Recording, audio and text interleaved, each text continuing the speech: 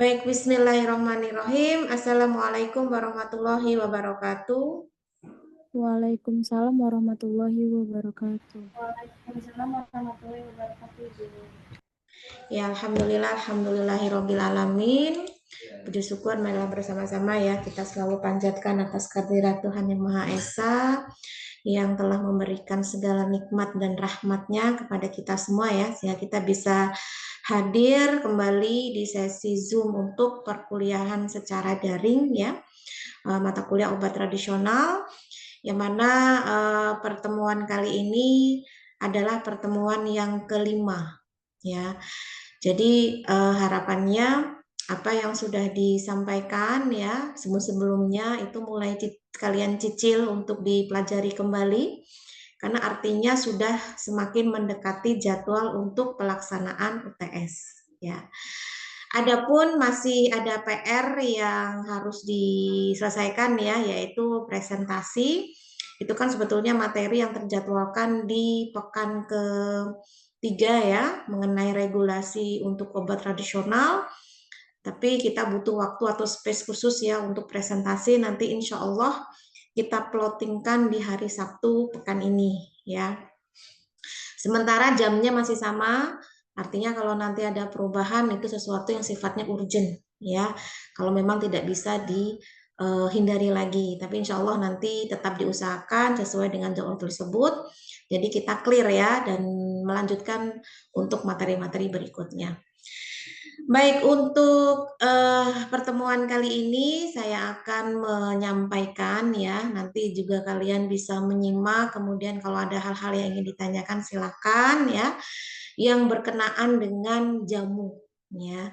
Mungkin di antara kita sebetulnya sudah tidak asing lagi ya dengan istilah jamu dan bahkan sudah sering untuk mengkonsumsinya gitu ya, atau sering meminumnya, tapi mungkin dari segi pengetahuan ya kaitannya dengan obat tradisional itu apa ya, apakah jamu ini disebut juga sebagai obat tradisional atau jamu itu adalah obat tradisional itu sendiri. Nah, nanti kita akan pelajari satu persatu ya. Jadi agar kalian tidak bingung lagi menempatkan pengertian jamu itu seperti apa di antara yang lainnya ya. Karena kalau sampai masih bingung berarti kalian belum lulus untuk capaian pembelajaran di obat tradisional ya. Harapannya kalian sudah banyak belajar ya, terutama terkait regulasi perundang-undangan yang sudah saya sharekan filenya, itu sebetulnya jawaban ada di situ semua ya, jamu itu apa gitu. Baik, di sini baru pengenalan jamu dulu ya, karena nanti prosesnya masih akan berkelanjutan ya, bagaimana jamu itu nantinya bisa dikonsumsi dengan aman ya. Kemudian bisa kalaupun toh memang akan di UMKM-kan atau diperjualbelikan, itu syaratnya apa saja. Nah, itu nanti akan ada materi-materi berikutnya. Nah, untuk pertemuan kita hari ini kita akan mengenal dulu ya apa itu jamu. Baik, saya sedikit mengambil istilah penting ya, yang itu berkenaan dengan obat tradisional, yang salah satunya adalah jamu. Ini saya ambil di Peraturan Badan Pengawas Obat dan Makanan ya, atau Peraturan BPOM yang sudah saya sharekan kemarin, nomor 25 tahun 2023 tentang kriteria dan tata laksana registrasi obat bahan alam. Ya, di situ isinya kompleks sekali ya, jadi tidak melulu tentang tata laksana registrasinya yang itu hanya menjelaskan bagaimana proses registrasi untuk obat bahan alam, tidak, tapi dari dasar-dasarnya itu sudah dijelaskan dengan detail ya. Salah satunya atau beberapa itu ada istilah-istilah penting yang itu sangat mendukung ya untuk kalian bisa mempelajari ya hal-hal yang memang itu mendukung dalam mata kuliah obat tradisional. Apa saja diantaranya? Yang pertama, pengertian obat bahan alam itu sendiri apa ya. Kemudian jamu itu apa? Kemudian ada istilah obat herbal terstandar. Kemudian ada fitofarmaka ya. Ini sebetulnya bukan sesuatu yang terpisah-pisah yang berbeda pengertian jauh, tidak. Ada beberapa hal yang sama, tetapi ada beberapa hal yang membedakan ya. Yang membedakan inilah yang menyebabkan istilahnya berbeda, kan begitu.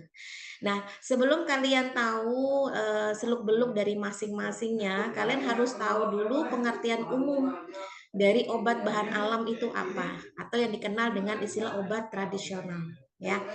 Obat bahan alam sebetulnya dari istilah bahan alam kalian sudah tahu ya, pasti sumbernya dari bahan alam apapun itu, ya. Sumber daya alam yang ada di lingkungan kita ini kan golongannya banyak ya, ada dari tumbuhan, ada dari hewan, ada dari mineral, ya. Itu semua bisa dijadikan sumber bahan baku untuk obat bahan alam, ya. Jadi pengertiannya yang itu sudah tertera pada peraturan BPOM, ya. Apa itu obat bahan alam? Yang jelas obat bahan alam itu berupa bahan bisa, ramuan bahan bisa, atau sudah produk juga bisa, ya. Yang itu berasal dari sumber daya alam, ya. Sumber daya alam yang itu bisa berupa tumbuhan, hewan, ya, jasad renik, mineral, atau bahan-bahan lain pokoknya yang bersumber dari bahan alam, ya. Atau campuran dari ketiga atau keempatnya juga boleh, ya. Artinya dalam hal ini keistimewaan dari obat bahan alam ini adalah sesuatu yang telah digunakan secara turun temurun, atau yang kita kenal dengan empiris, ya. Turun temurun itu artinya nggak cuma dari ayah ke ibu, ibu ke anak, ayah orang tua ke anak, tidak. Tapi mungkin ya jaraknya bisa lebih jauh, bisa puluhan tahun, ya. Atau dikenal dengan istilah nenek moyang, ya. Kita mungkin belum begitu yakin ya nenek moyang kita itu siapa gitu ya, kalau kita tidak punya silsilah keluarga kita sendiri. Makanya penting sekali sebetulnya kita punya rekod silsilah keluarga. Mungkin diantara kita termasuk saya itu mentoknya dari orang tua sendiri, nenek, ya, kemudian dari buyut, dan di atasnya itu udah, ya. Jadi sudah banyak diantara kita yang kehilangan sejarah. Padahal sebenarnya itu penting sekali ya, karena ada istilah turun temurun itu tadi. Nah, kemudian ketika sudah dimanfaatkan secara empiris itu tadi, berarti kan ada pembuktian yang secara alami. Ya, meskipun tidak ada pengujian, tetapi ada proses berkelanjutan ya, yang itu sudah banyak digunakan dan langsung ke human atau ke manusia, dan ternyata berkhasiat, ya, aman dan bermutu. Ya, jadi objeknya itu langsung manusia loh, langsung masyarakat dulu yang ikhlas dan rela ya dijadikan kelinci percobaan pada saat itu, ya, karena ini sifatnya memang sesuatu yang tradisional ya, atau sederhana yang memang banyak digunakan di kehidupan masyarakat, ya. Kemudian tujuannya yang jelas untuk pemeliharaan kesehatan, ya, bukan untuk menjadikan seseorang itu sakit, enggak ya, justru malah ingin berusaha untuk menyembuhkan ya, dengan beberapa metode tentunya ya, karena kan kalau kita berbicara sejarah tentang pengobatan tradisional itu sudah sangat lama sekali ya itu digunakan, bahkan sudah dituliskan di sejarah-sejarah, di relief-relief Borobudur itu salah satunya, itu kan sudah banyak penerapan-penerapan masyarakat dulu yang sudah menggunakan tanaman-tanaman yang ada di sekitar sebagai pengobatan, ya. Kemudian selain pemeliharaan kesehatan juga peningkatan kesehatan. Jadi tidak hanya digunakan untuk orang yang sakit, tetapi untuk meningkatkan sistem imun ya. Jadi treatment agar seseorang itu tetap bugar ya. Kemudian juga untuk mencegah penyakit. Jadi bukan untuk sekedar mengobati, tapi mencegah juga walaupun dalam kondisi sehat tetap mengkonsumsinya begitu. Atau pemulihan kesehatan ya berdasarkan itu tadi pembuktian secara empiris atau ilmiah yang diturunkan ya. Jadi dalam hal ini memang tidak ada riset yang sifatnya itu laboratorium ya, tapi itu tadi catatannya berlangsungnya sangat lama ya. Jadi kalau kita nggak sabar nunggu obat itu dinyatakan aman, itu akan sulit, apalagi kita butuh segera ya.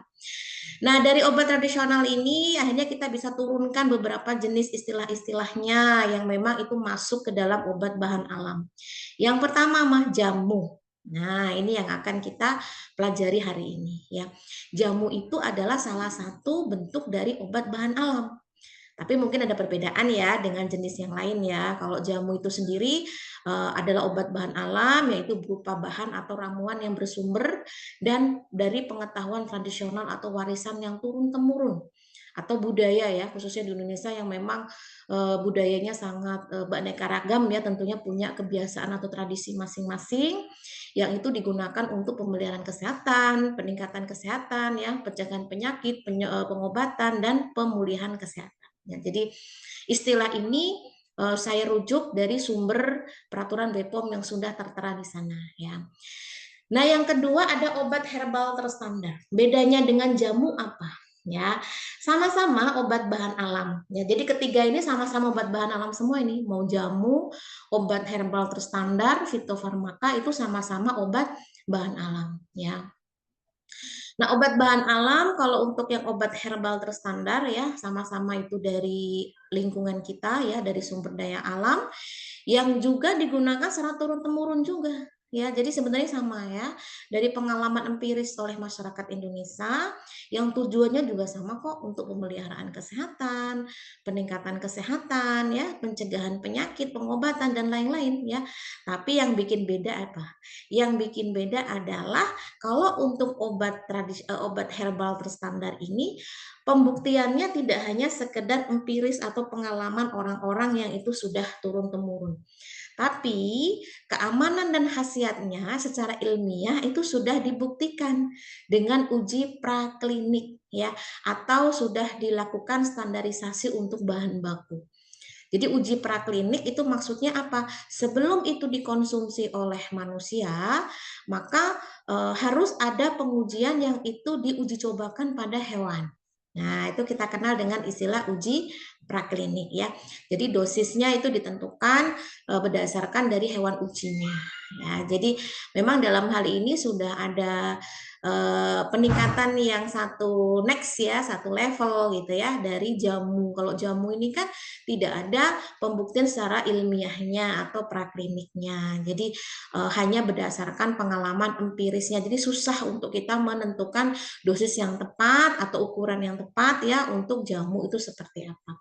Tapi kalau obat herbal terstandar paling tidak kita bisa menentukan dosis yang aman yang itu dikonversikan ya dari hewan uji yang digunakan yang nantinya disesuaikan dengan manusia ya. Jadi itu semua sudah ada perhitungan secara detailnya ya. Jadi sudah ada hal-hal yang harus dilakukan supaya dia lolos uji. Kemudian yang ketiga ada fitofarmaka. Apa yang beda lagi dari keduanya? Dari jamu, dari obat herbal terstandar ya, bedanya apa? Sama-sama sebagai bahan obat alam ya, yang itu dari alam yang digunakan juga sama kok untuk pemeliharaan kesehatan, peningkatan kesehatan ya, pencegahan penyakit dan apapun itu pokoknya yang berkenaan dengan penyembuhan dan treatment untuk sistem imun tubuh ya. Namun yang membedakan ya dengan yang lainnya di sini tidak hanya keamanan dan khasiatnya dibuktikannya dengan praklinik saja seperti obat herbal terstandar.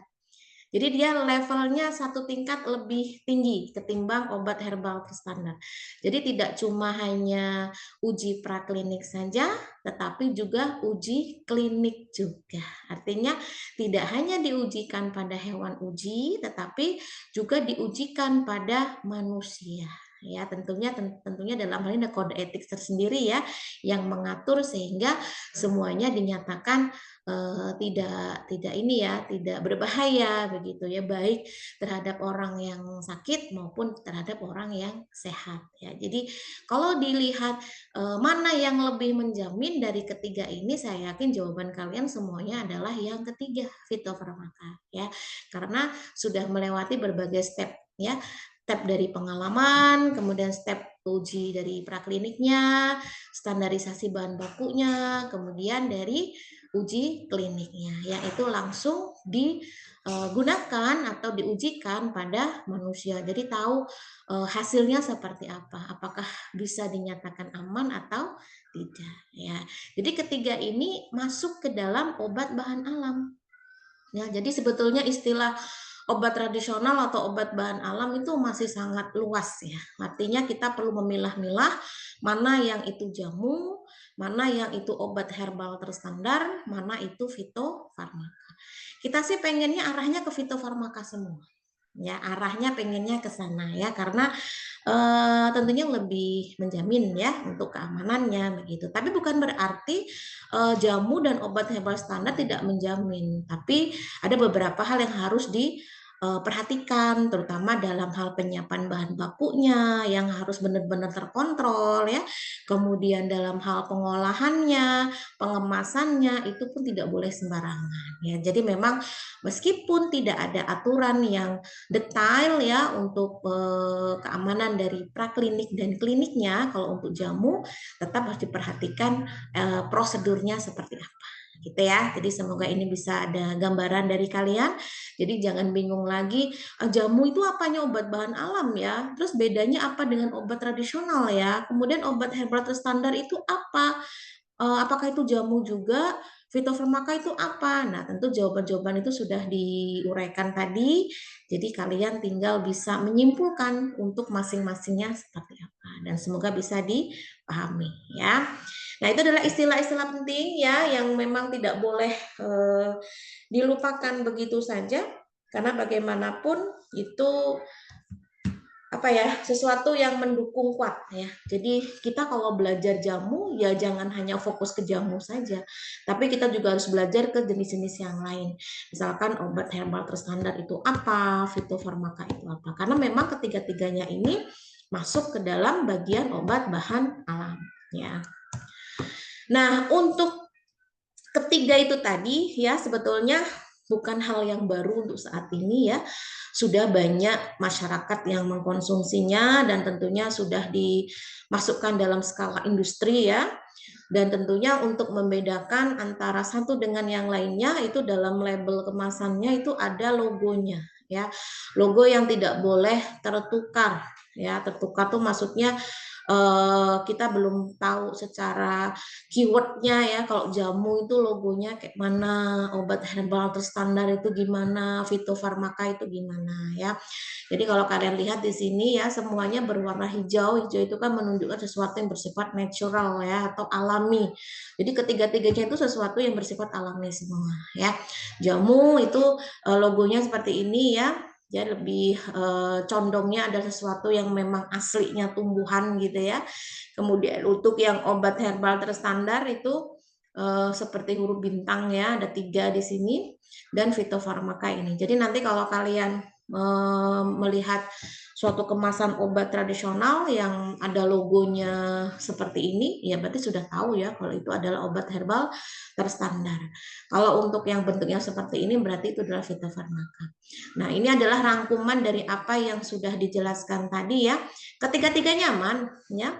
Tapi memang yang bisa dinyatakan aman pasti gitu ya, karena memang sudah melalui jalur pengujian itu memang obat herbal terstandar dan fitofarmaka. Jamu itu tergantung bagaimana pengolahannya. Makanya yang mereka lakukan pada saat produksi jamu itu harus benar-benar sesuai dengan prosedur yang telah ditetapkan. Ya, jadi tidak boleh ngawur ya. Artinya dalam hal ini meskipun itu sesuatu yang sifatnya paling sederhana tapi tidak mengabaikan kualitas ya. Karena bagaimanapun kalau berkaitan dengan manusia apalagi itu dikonsumsi ya, itu tidak boleh sembarangan ya. Halnya sama ketika kita memasak di rumah walaupun itu hanya untuk keperluan keluarga, kita harus hati-hati kan, bahan harus sesuai dengan kualitas yang ditetapkan, kemudian harus dicuci ya. Pokoknya benar-benar dipersembahkan yang terbaik, sama ya. Artinya dalam hal ini inilah yang akan menggiring jamu itu tetap dalam kondisi aman. Jadi ketiga-tiganya dapat dinyatakan aman ya.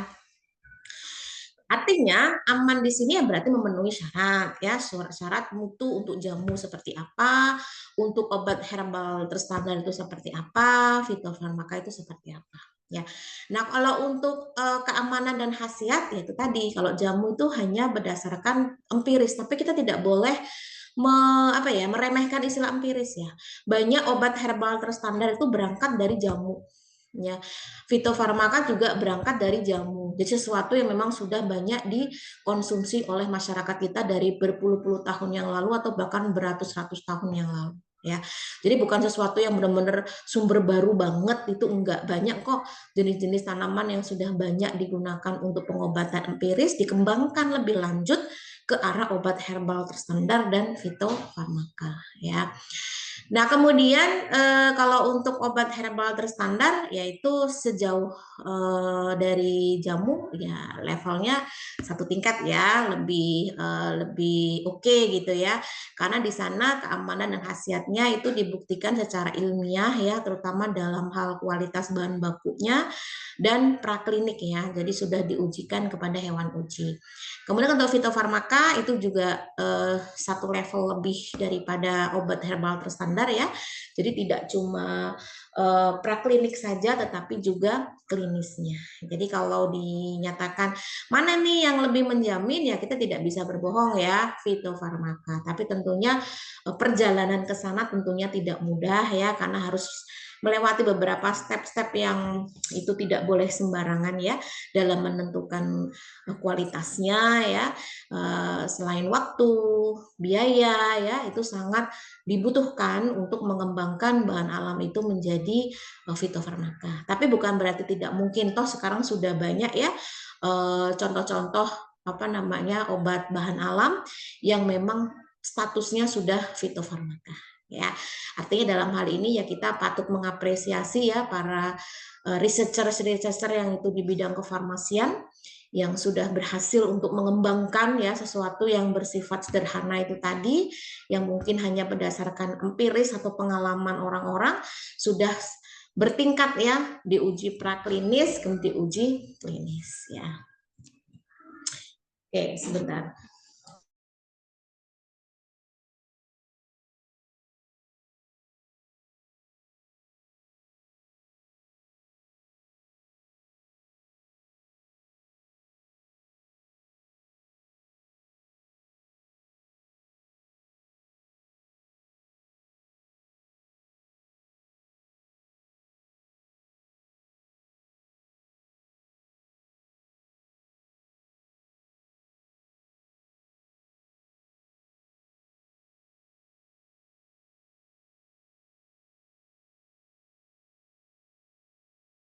Oke, nah sekarang kita akan membahas dulu berkenaan dengan jamu ya, karena judulnya kan tadi pengenalan jamu. Nanti kalau untuk yang obat terstandar sama fitofarmaka itu ada bahasan tersendiri ya, tapi yang jelas ini sesuatu yang saling berkaitan ya, tidak boleh kita terpisah-pisahkan begitu. Nah, jamu pun walaupun dikatakan dia hanya berdasarkan pengalaman empiris ya, kita pun tidak boleh mengabaikan keamanannya. Karena kalau sampai tidak aman ya akan menjadi korban atau risiko tinggi adalah manusia ya. Karena memang kalau yang kaitannya dengan kesehatan kita tidak boleh main-main ya. Sesuatu yang menyembuhkan ya harusnya benar-benar bisa memberikan sesuatu yang bersifat positif, bukan yang kebalikannya yang justru malah menyebabkan penyakit kan begitu. Nah, jamu yang aman, kenapa kita bisa mengklaim itu aman ya kan itu tadi sudah digunakan turun-temurun. Jadi ibaratnya begini, kalau kita tidak percaya ya, artinya tentu banyak orang yang sudah KO ya atau sudah tidak selamat gitu ya pada zaman itu sampai zaman sekarang ketika menggunakan jamu tersebut. Artinya ya itu tidak aman. Tapi kenyataannya sampai detik ini itu masih banyak masyarakat kita yang mengkonsumsinya. Berarti kan aman begitu ya. Nah, dalam hal ini memang ada beberapa hal yang harus diperhatikan ya. Aman tidaknya sebenarnya tidak hanya disesuaikan bahan bakunya itu mengandung apa, tidak cuma itu saja. Tetapi bagaimana cara kita mengolahnya ya. Bisa jadi bahan alam yang sudah kita tahu kalau itu mengandung bahan-bahan kimia yang atau metabolis sekunder ya, yang itu memberikan khasiat untuk kesehatan, tapi kenyataannya ketika pengolahannya tidak tepat, apakah itu juga bisa dikatakan aman? Ya belum tentu tidak. Ya artinya dalam hal ini harus diperhatikan dari penyiapan bahan bakunya, kualitas bahan bakunya, kemudian setelah kita meyakinkan bahan baku ini sudah sesuai dengan standar nasional Indonesia atau SNI-nya, maka kita juga harus memperhatikan cara pembuatan jamu yang benar ya. Jadi tidak boleh sembarangan. Lalu cara penggunaan yang benar, berapa banyak yang harus dikonsumsi kan begitu ya, sehingga bisa dinyatakan aman ya. Aman di sini artinya memang tidak menimbulkan efek yang tidak diinginkan untuk kesehatan. Nah, inilah prinsip dari keamanan jamu ya. Jadi bukan berarti jamu itu tidak aman, tetap aman, tapi memang ada beberapa hal yang harus dimonitor ya, harus dipantau. Jangan sampai nanti hal-hal yang membuat kegagalan dalam klaim aman itu tadi disebabkan oleh tangan kita sendiri yang tidak memperhatikan prosedur yang tepat ya. Nah, sedikit memberikan gambaran ya berkenaan dengan jamu di Indonesia. Sebetulnya jamu di Indonesia ini kekayaan ya bagi kita ya, sesuatu yang bersifat kekayaan, warisan ya. Kenapa? Karena sudah digunakan secara turun-temurun. Makanya jangan sampai punah ya. Artinya dalam hal ini kita sebagai generasi sekarang ya, itu tidak boleh tidak suka harusnya ya. Jadikan ini menjadi minuman sehat ya, bukan diperuntukkan hanya untuk yang sakit saja, karena lebih baiknya kan tidak menunggu sakit ya, tapi kita proses ada pencegahan sehingga menjaga imunitas kita. Toh juga tidak ada salahnya ya, karena memang semua itu berbahan alami. Nah, sudah digunakan secara turun-temurun ya, artinya secara generasi ke generasi ada estafetnya, dan itu sampai sekarang masih banyak ya.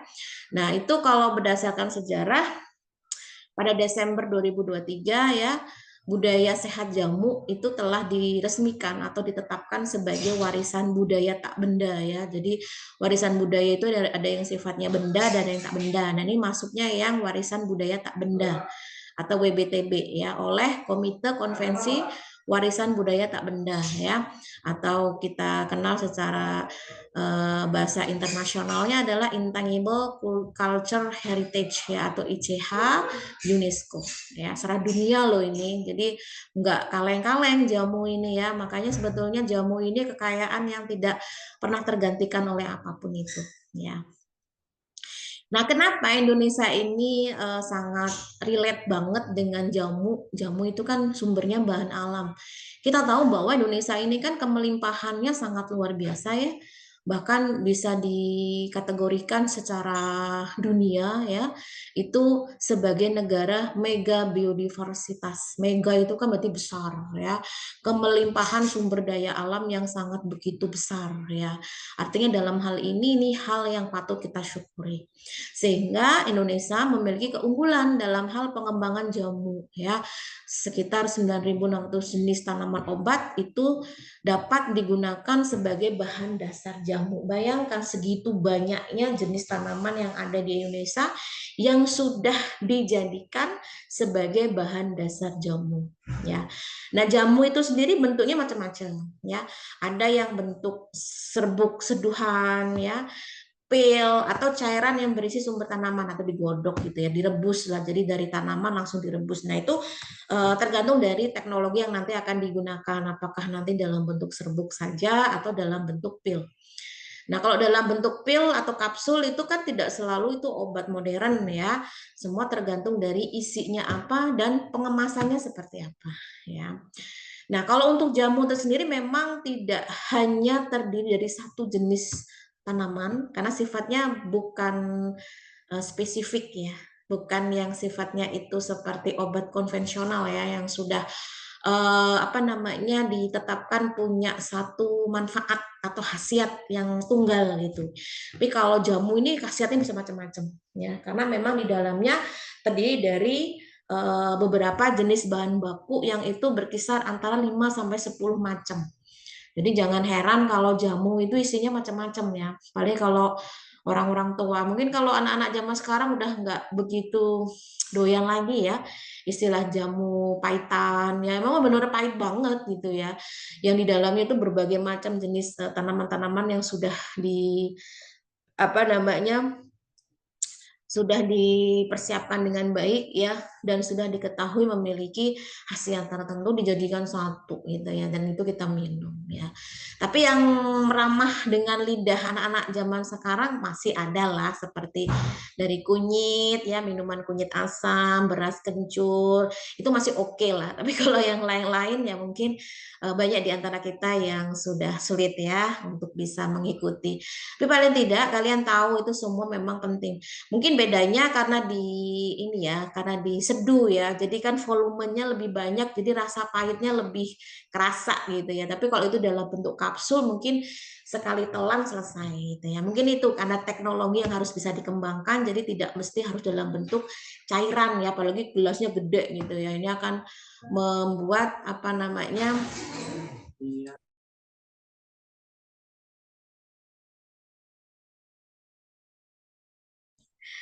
ya. Oke, kita lanjut. Nah, bentuk sediaan obat tradisional yang baik ya. Jadi semua tergantung dari mau dalam bentuk apa nih kan gitu ya. Karena kalau obat tradisional yang itu jamu itu kan tergantung dari tanamannya juga ya. Apakah nanti dia bisa dalam bentuk rajangan ya, serbuk, tablet, kapsul ya, atau cairan obat dalam atau cairan obat luar ya. Tapi yang jelas semua punya standar masing-masing. Kalau rajangan ini sifatnya sangat sederhana ya, kayak kalian buat simplisia itu ya itu sudah bahan baku obat itu, jamu. Jadi tinggal diseduh aja atau direbus dengan air panas, itu sudah jadi gitu ya. Jadi kalaupun toh memang dalam bentuk rajangan itu tidak boleh berjamur. Ya, jadi diperhatikan, makanya pembuatan simplisia ini tidak boleh sembarangan. Karena simplisia ini kan salah satu peruntukannya bisa untuk sediaan obat ya. Jamu itu yang paling sederhana. Kalau mau dibentuk yang lain ya nanti ketika diproses menjadi ekstrak atau bagian-bagian yang lebih murni lagi ya ketimbang ekstrak. Tapi untuk dasar umumnya saja itu rajangan itu sudah bisa dijadikan bahan baku obat gitu ya. Makanya tidak boleh berjamur. Serbuk ya, diserbuk gitu ya. Ini harus dalam bentuk kering dan tidak menggumpal. Jadi dia tuh terpisah satu dengan yang lain teksturnya. Kalau menggumpal itu berarti menandakan ada kelembapan di sana, ada pengikat ya, entah itu air, entah itu mikroba ya, yang akhirnya bisa membuat dia tidak berkualitas. Atau yang sudah dalam bentuk teknologi, dalam bentuk tablet ya, utuh dia, tidak pecah ya, tidak berubah warna sesuai dengan warna aslinya ya. Jadi kalau tanamannya hijau, ya tabletnya hijau juga. Kalau sampai tanamannya hijau, tabletnya merah, ini berarti ada zat tambahan khusus. Atau alat pencetaknya ada masalah. Ya, makanya biasanya obat tradisional itu tidak bisa kita menghilangkan sifat aslinya. Kalau dia hijau berarti dominan apa sampelnya atau bahan bakunya itu pasti berwarna hijau. Ya. Kalau kapsul tidak lengket ya. Kalau dia dalam bentuk cairan obat dalam berbau khas dan tidak berlendir, kalau dia cairan obat luar tidak berbau tengi dan tidak berubah warna. Ya, jadi ini adalah syarat-syarat untuk bentuk sediaan obat tradisional yang baik. Meskipun yang lainnya banyak, tapi ini paling tidak secara umumnya. Ya, jadi memang dalam hal ini meskipun terhitung sederhana, tapi bukan berarti tidak ada pemantauan, tidak ada quality controlnya lah bahasanya ya. Jadi harus tetap memperhatikan kalau semuanya itu harus sudah sesuai dengan standar yang telah ditetapkan. Nah, sekarang yang menjadi pertanyaan, mengapa banyak masyarakat kita memilih jamu? Ya, ya sebetulnya kalau dilihat dari berbagai faktor mendukung ya. Pertama, sumbernya tersedia sangat luas sehingga mudah dijangkau ya. Artinya dengan ketersediaan yang melimpah tadi akan menentukan apa? Harganya pasti relatif lebih murah ya. Jadi orang akan meliriknya itu karena hal secara ekonomisnya, tapi memberikan manfaat yang apa namanya bagus gitu ya. Kemudian sudah dipercaya secara empiris dengan turun-temurun itu tadi. Biasanya kalau dari omongan mulut ke mulut dari generasi ya, kata bapak saya, kata ibu saya, kata nenek saya itu kan jauh lebih dipercaya. ya. Apalagi itu di depan mata kita sendiri sudah memberikan manfaat atau khasiat dari obat tersebut. Ya, itu akan jauh lebih membuat kita lebih yakin ya kalau memang jamu itu bisa memberikan manfaat positif untuk tubuh ya. Nah, karena dia berbahan alami, tentunya kalau dari segi risiko atau efek samping, dia lebih memberikan efek samping yang minimal. Bukan berarti tidak ada ya, minimal. Artinya selama itu tidak berlebihan, tidak seperti kita meracuni diri sendiri ya. Kita tahu kalau cukup minum jamu cukup 1 gelas, kita 1 gentong gitu ya, 1 galon dalam 1 minum, nah itu kan menyiksa diri sendiri ya, itu tidak boleh ya. Jadi memang semua sesuai dengan peruntukannya saja. Nah, kemudian ada beberapa orang yang ya dikatakan frustasi sih enggak ya, tapi lebih pada mencari alternatif ya. Kalau misalkan jalur medis sudah tidak menemukan kesembuhan yang signifikan begitu ya, karena memang banyak orang di antara kita ini banyaknya nggak sabar ya, pengennya itu minum obat besok sembuh. Padahal kan sebenarnya semua itu berproses ya. Jangankan penyakit-penyakit yang sifatnya degeneratif. Penyakit-penyakit harian aja, flu, batuk, pilek, coba. Kan nggak bisa kita flu hari ini, minum obat hari ini, besok sembuh. Ada Bu yang kayak gitu, nah berarti sistem imunnya bagus. Bukan berarti itu semata-mata disebabkan karena si obat itu langsung bekerja dengan baik, tidak. Karena semuanya berproses ya. Artinya tidak cukup sekali minum. Tapi adanya faktor kegagalan menggunakan obat modern oleh sebagian besar masyarakat itu akhirnya membuat mereka ingin beralih ke alternatif dari obat modern ke obat tradisional ya. Artinya dalam hal ini itu hak mereka juga ya untuk menentukan, tapi paling tidak harus ada keseimbangan ya. Jadi jangan sepenuhnya itu berdasarkan pengalaman empiris. Kan kita sudah ada tenaga medis ya, dokter, perawat, bahkan kalian pun sebagai seorang TTK pun juga tenaga medis, itu juga bisa memberikan edukasi-edukasi yang artinya dalam hal ini jangan sampai, apalagi yang penyakitnya sudah sangat begitu parah, itu sudah bukan lagi mainannya obat tradisional ya. Apalagi jamu itu udah nggak lagi ya. Jamu itu sifatnya masih kompleks banget di dalamnya dan itu tidak bisa memberikan khasiat hanya untuk satu penyakit ya.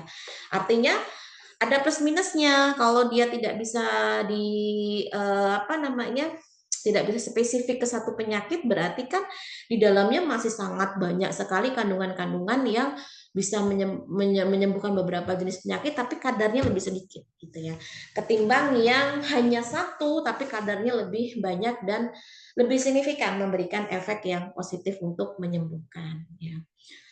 Kemudian yang terakhir, semakin luas akses informasi obat tradisional secara internasional ya. Kita ini salah satu negara yang memang sangat begitu percaya ya dengan kebiasaan kita untuk mengkonsumsi obat tradisional untuk menyembuhkan. Tapi ternyata ada yang lebih lebih dari kita sebetulnya ya. Bahkan di kehidupan sehari-hari mereka tuh hal yang biasa, mereka itu membuka pengobatan-pengobatan herbal ya seperti negara Cina itu kan sudah sangat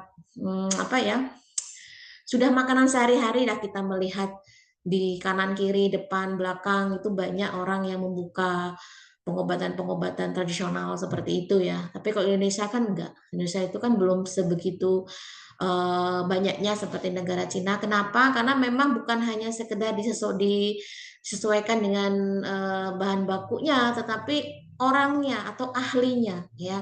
Kalau mereka itu memang ada bidang keilmuan yang khusus terkait itu, bahkan dokter saja itu ada yang bidangnya kekhususannya itu di bahan obat alam ya.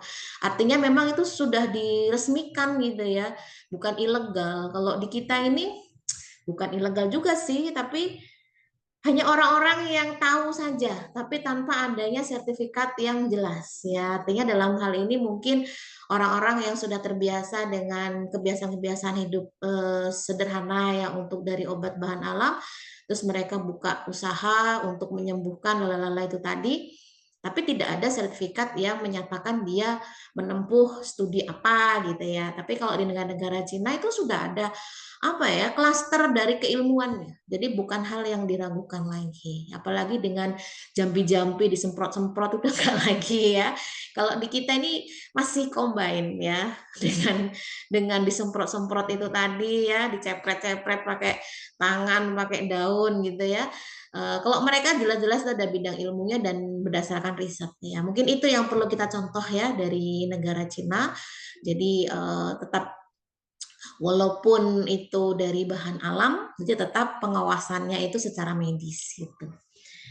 Nah, ini alasan ya beberapa. Mungkin yang lainnya ada, tapi sifatnya itu tidak sebegitu banyak ya. Tapi setidaknya ini menjadi gambaran untuk kalian. Oh, ternyata banyak masyarakat kita yang mengkonsumsi jamu itu ya alasannya ini gitu ya sampai sekarang gitu ya. Jadi bukan hal yang heran lagi kenapa jamu tidak akan pernah punah ya. Nah, sekarang kita berbicara masalah bahan baku ya. Bahan baku jamu ya secara umum itu banyak banget ya. Tapi di sini saya ambil beberapa yang memang sudah ada standar nasionalnya yang sudah banyak digunakan ya. Artinya dalam hal ini bisa digunakan secara legal ya dan sudah digunakan secara turun-temurun. Kenapa bahan baku ini penting? Karena inilah salah satu yang bisa memonitor atau mengevaluasi sebelum bahan baku itu digunakan ya. Jadi jangan salahkan si tanamannya. Kalau tanamannya secara empiris memang betul memberikan efek yang positif. Tapi tangan kita dari sebelumnya sampai sekarang itu bisa berbeda-beda ya. Tergantung bagaimana kita bisa menjaga kestabilan dalam hal pengolahannya. Pengolahannya ini tentunya harus memenuhi aturan yang semestinya ya.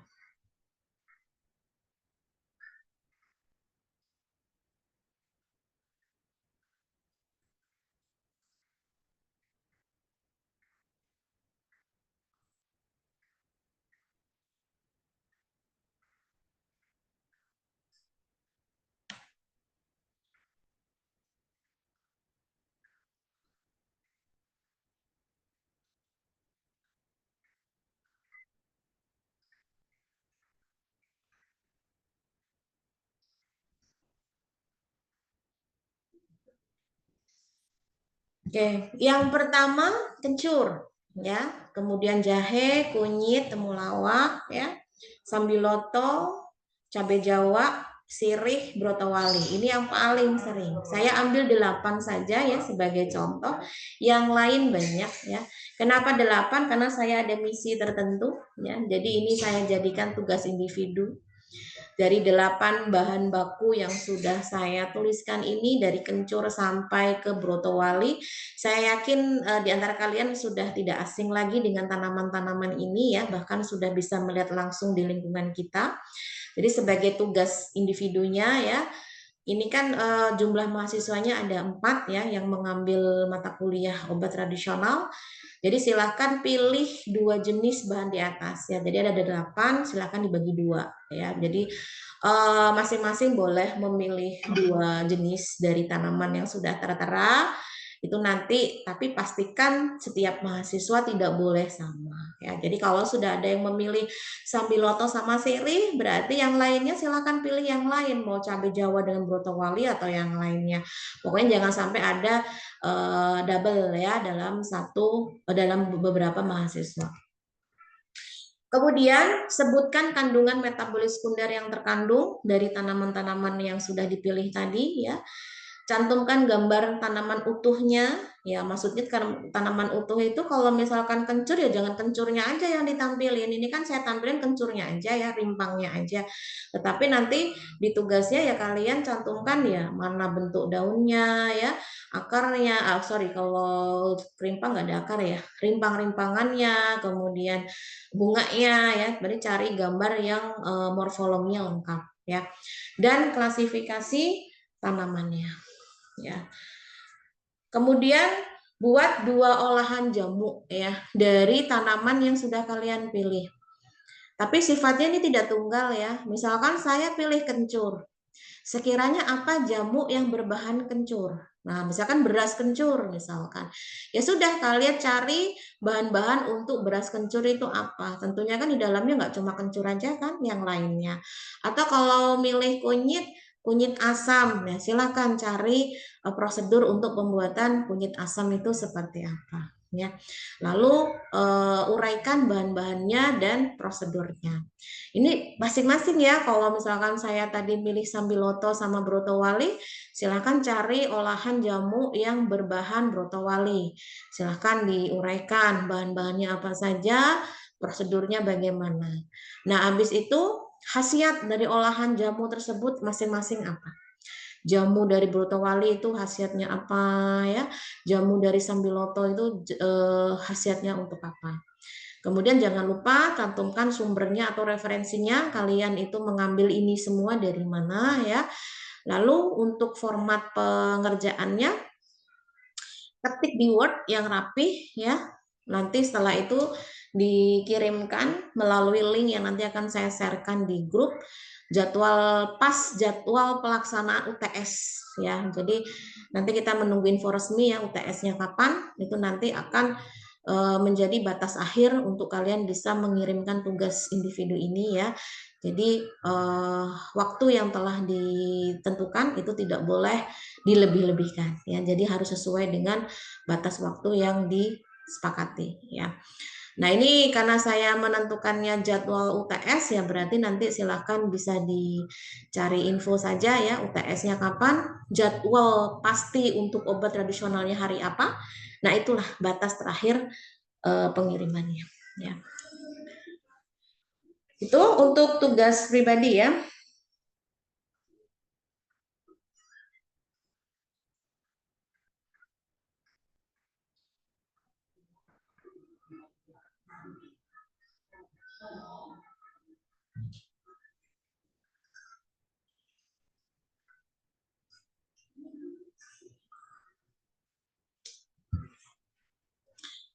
Syarat bahan baku segar ya. Jadi jamu itu tidak semuanya dalam bentuk kering ya. Ada juga yang langsung dalam bentuk segar atau langsung kita ambil dari tanaman segarnya lalu kita jadikan jamu ya. Itu banyak yang sudah seperti itu juga. Sebenarnya kalau dalam bentuk kering itu kan nggak beda jauh ya. Bedanya itu bisa lebih awet ya untuk bahannya. Kalau bahan baku segar ini kan kadar airnya masih tinggi sehingga akan memicu ya terjadi beberapa kontaminasi terutama mikroba ya. Jadi harus segera dijadikan jamu gitu ya. Nah, syarat bahan baku jamu ya. Jadi yang pertama syarat disesuaikan dengan jenis bahan baku yang digunakan ya. Dipanen sesuai dengan bagian tanaman yang digunakan ya. Kalau yang digunakan itu adalah kencur ya berarti kencurnya, jangan daunnya, jangan batangnya ya. Disesuaikan dengan bahan bakunya apa. Kalau dia buahnya ya berarti buahnya, kalau dia daunnya berarti daunnya ya. Kemudian dipanen sesuai dengan tingkat kemasakan secara fisiologis. Setiap tanaman pasti punya ketentuan di SNI-nya ya. Kencur itu dipanennya harus berapa bulan ya. Kemudian kalau Sambiloto itu harus usia yang bagaimana, warna daun yang seperti apa, itu sudah ada yang mengatur. Makanya kita punya standar nasional Indonesia untuk bahan baku ya. Kemudian dipanen di waktu yang tepat ya, dipanen dalam kondisi utuh dan tidak rusak, dan yang paling penting juga tidak terkena hama dan penyakit. Nah, kalau misalkan keenam ini sudah memenuhi syarat ya berarti sudah bisa layak ya disebut sebagai bahan baku segar dan sudah bisa digunakan untuk pembuatan jamu ya. Ini saya tampilkan beberapa contoh saja, 2 contoh saja ya. Yang lainnya silakan kalian nanti bisa mencari referensinya ya. Saya sesuaikan dengan SNI-nya atau Standar Nasional Indonesianya. Jadi kalau untuk kencur segar ya ini SNI yang harus diacu itu adalah kodenya ini ya, SNI 016996/2004 ya. Jadi yang semuanya berkenaan dengan ketentuan bahan baku untuk kencur itu sudah diatur di Standar Nasional Indonesia ini dengan kode ini ya. Jadi kencur itu dipanen di usia tua ya, Kok bisa tahu tua enggaknya gimana, Bu? Ya selain dari waktu tumbuhnya ya, juga dilihat dari daunnya itu sudah luruh semuanya. Jadi daun yang memang sudah mulai akan apa namanya kuning gitu ya, artinya dalam hal ini tuh sudah dewasa gitu ya. Nah kemudian rimpangnya ini bentuk utuh, tidak rusak ya, tidak ada luka atau kulit yang terkelupas, kemudian kulit tipis kecoklatan ya, bagian dalam itu putih bersih kayak gini ya, dan ada kekuningannya, jadi tidak ada hitam-hitam yang menandakan itu adalah hama atau itu mikroba gitu ya, bersih dan beraroma khas kencur. Makanya ketika kalian memutuskan untuk membuat jamu, pastikan kalian sudah mengenal dulu bahannya seperti apa. Jangan sampai nanti kalian masih bingung tuh ngebedain mana kencur, mana kunyit, mana jahe ya, kemudian mana temulawak, itu nggak ngerti. Waduh, repot ini ya. Makanya harus paham ya. Kalau dulu mungkin ada pemikiran orang Jawa ya, terutama perempuan tidak boleh tidak paham bumbu dapur, salah satunya rimpang-rimpangan. Tapi kalau sekarang semuanya, tidak hanyalah perempuan, laki-laki pun juga harus bisa membedakan bumbu dapur ya, mana jahe, mana kunyit ya. Jadi tidak sampai tidak tahu sama sekali ya. Jadi harus sudah bisa mengenal perbedaan dari masing-masing ya.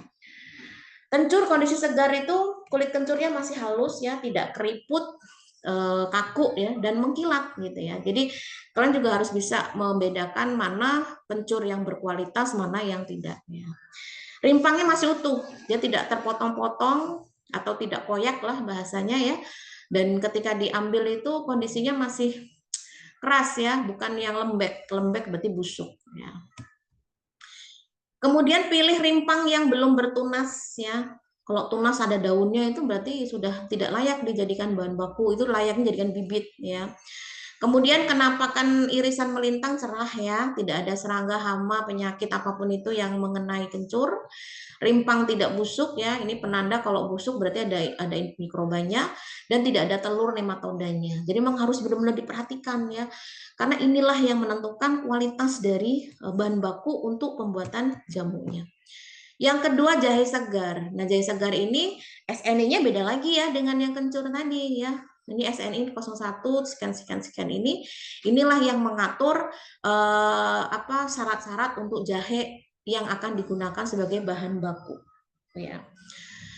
Jadi sama sih sebetulnya kalau untuk rimpang-rimpangan kurang lebihnya ya, jadi harus utuh ya, kemudian dipanennya pada saat sudah masak secara fisiologis, jadi daunnya sudah gugur gitu, tidak rusak ya, belum bertunas, kemudian tidak ada serangga, rimpang tidak busuk dan lain-lain. Ini sama sebetulnya kalau untuk dari golongan rimpang-rimpangan.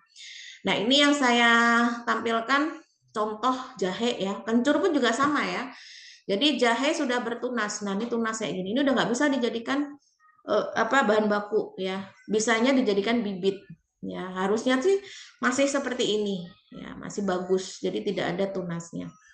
Makanya sebetulnya kalau untuk jamu itu bagusnya kita nanam sendiri karena kita tahu kualitasnya dari awal ya, tidak dibuat-buat gitu kan.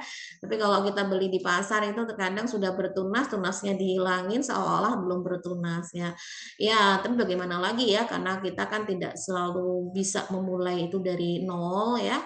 Tapi paling tidak dipilih yang benar-benar sesuai ya. Jadi harus benar-benar detail dan teliti. Ini terutama bagi mereka yang ingin mengembangkan ke arah UMKM ya. Jangan sampai nanti tidak sesuai dengan ketetapan yang telah ditentukan ya.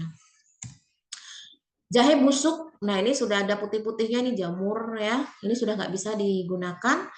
Kisut seperti ini ya, bedakan ya antara kisut yang memang itu lembek yang nggak bagus sama keringnya Simplicia. Ya, kalau keringnya Simplicia itu bentuk di dalamnya masih jahe, hanya kadar airnya saja yang berkurang karena kan proses pengeringan ya. Tapi kalau jahe kisut itu kalau kalian buka itu masanya udah enggak ada, yang ada cuma serat-seratnya aja.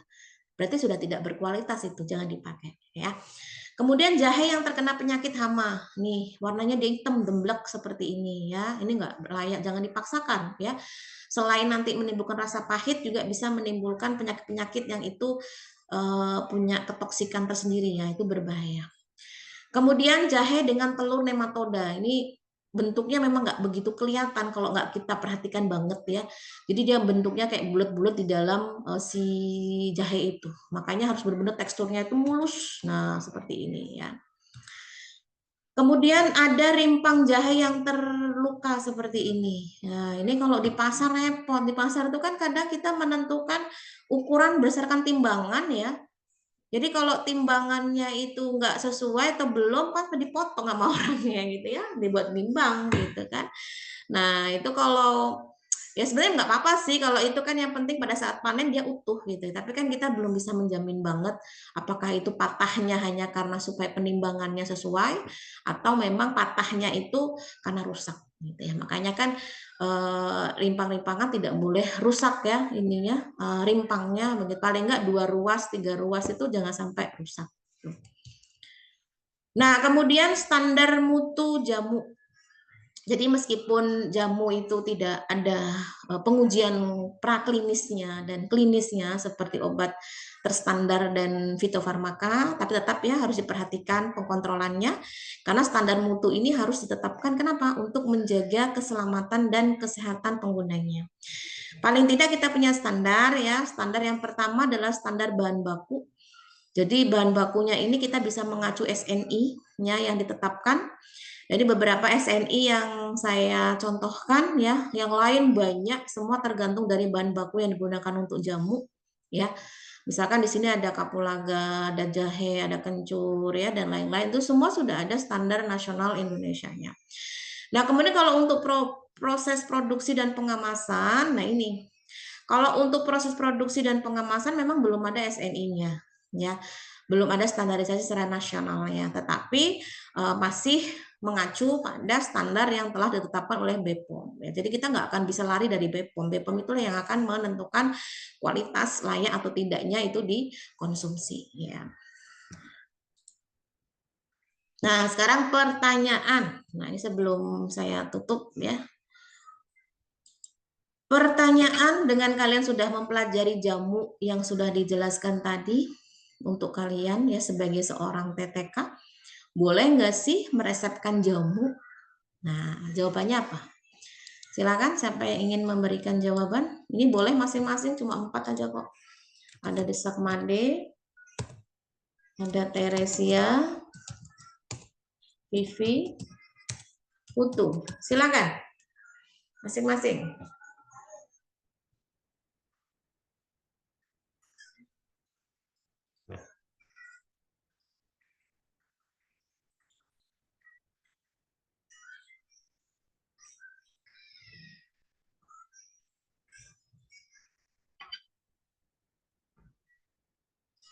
Putu izin jawab boleh nggak, Bu?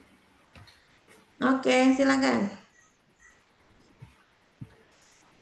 Nggak boleh, Bu, karena kan TTK itu tuh tidak memiliki wewenang buat meresepkan jamu, karena tugas utama tenaga teknik kefarmasian itu kan membantu apoteker dalam pelayanan farmasi, yang dia tuh kayak menyiapkan obat, meracik dan menyerahkan obat sesuai resep dokter. Nah, kalau resep jamu ini kan seperti obat keras gitu ya, Bu ya, seperti resep obat keras harus dibuat sama dokter atau tenaga kesehatan yang memiliki wewenang. Gitu, Bu. Oke, baik. Terima kasih Putu. Yang lainnya silakan ya.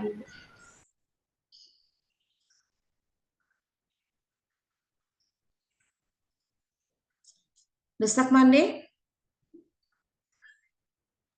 Baik Bu, kalau jadi sebagai TTK itu tidak boleh meresepkan jamu. Namun kalau dokter atau tenaga kesehatan yang lebih berwenang itu boleh, namun jamu yang telah diuji klinis seperti fitofarmaka ataupun obat herbal terstandar.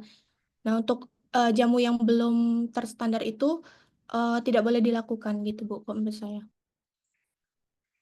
Baik. Kemudian Teresia dan Vivi, ya. Mungkin boleh Bu ngeresepin jamu di rumah, tapi ada syaratnya kayak jenis jamunya harus aman dan berstandar izin edar BPOM. Digunain juga untuk terapi pendukung, bukan yang untuk mengganti terapi utama. ada persetujuan dari pasiennya juga, dokternya juga paham tentang jamu yang diberiin. Karena walaupun jamu dianggap alami, bisa tetap punya efek samping. Oke, baik. Terakhir, Teresia.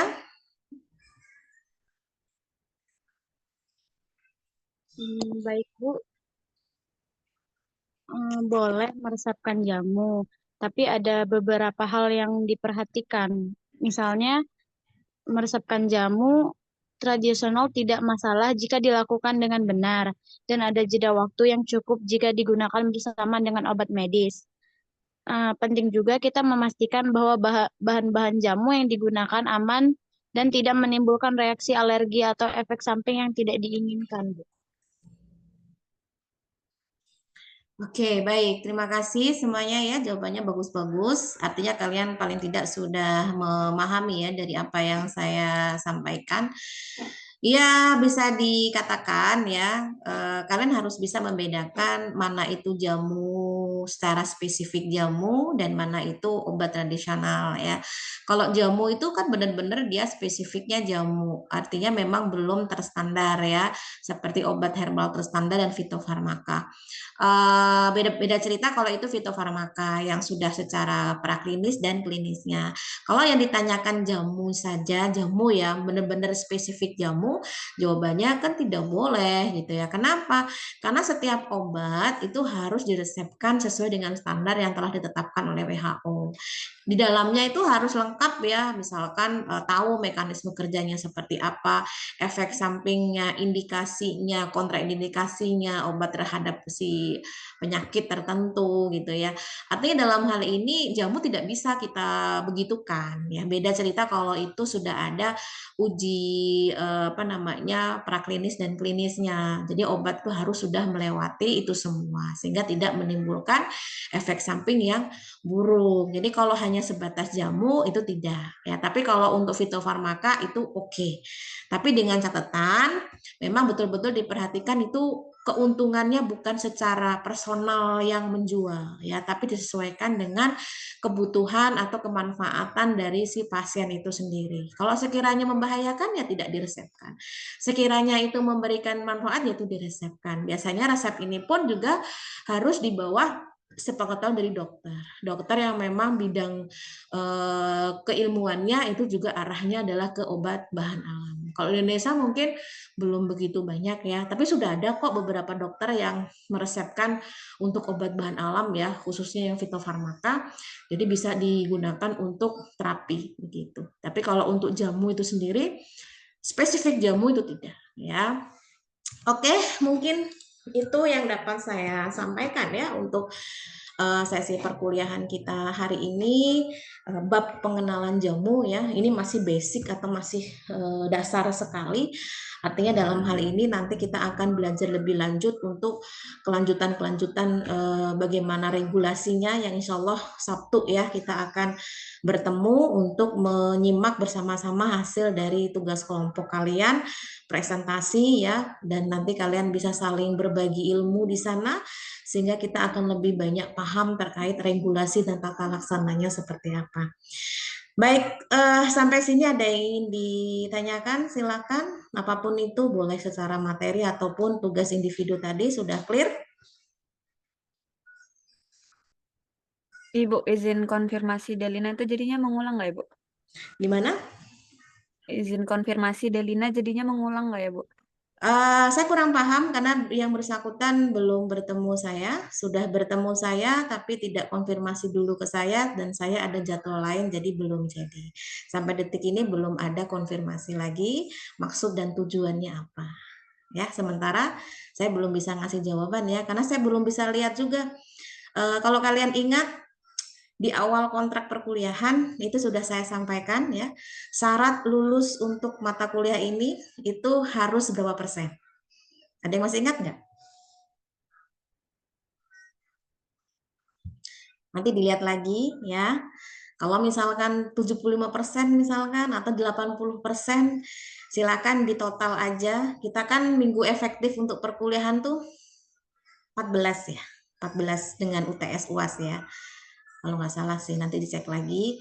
14. Nah, kalau misalkan 80% atau 70% dari 14 itu berapa kali ya? Dan ini kita sudah berapa kali. Jadi kalau memang sudah melebihi dari batas, mau ikut nggak ikut, artinya dalam hal ini berarti kan sudah tidak dinyatakan lulus ya.